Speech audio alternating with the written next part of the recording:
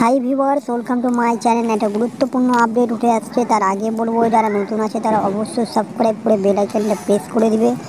DA নিয়ে যে যৌথ মিছিল এবং যে আন্দোলন চলছিল, সেই মিছিলের মধ্যে দিয়ে কেন্দ্রীয় হারে ডিও থেকে বঞ্চিত থাকছেন শিক্ষকরা।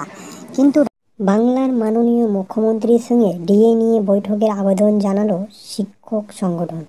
আর সেই চিঠি দেওয়ার পর এলো প্রতিক্রিয়া। জানিয়ে দেওয়া হলো রাজ্য সরকার ডিএ দেবে। সরকারি কর্মচারীদের যে ডিএ প্রয়োজন তা স্বীকার করে নিয়েছে সরকারি কর্মচারী ফেডারেশন। তৃণমূল প্রভাবিত ওই সংগঠনের নেতা প্রতাপ নায়েক বলেন, মুখ্যমন্ত্রী মমতা বন্দ্যোপাধ্যায়ও ডিএ দেবেন। তিনি কোনো দিনও বলেননি যে ডিএ দেবে না। তিনি আরও বলেন যে সকলকে যেভাবে ডিএ যতটা রয়েছে সকলকেই সম্পূর্ণভাবে ডিএ দেওয়া হবে। একটু সময় লাগছে, কিন্তু ডিএ অবশ্যই তারা তাদের পাওনা অবশ্যই পাবে।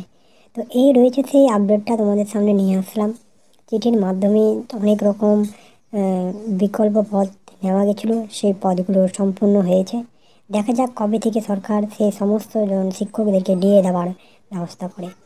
তো এই আজকে পর্যন্ত এইটুকুই। নেক্সট ভিডিওয় দেখা হচ্ছে। সকলে ভালো থেকে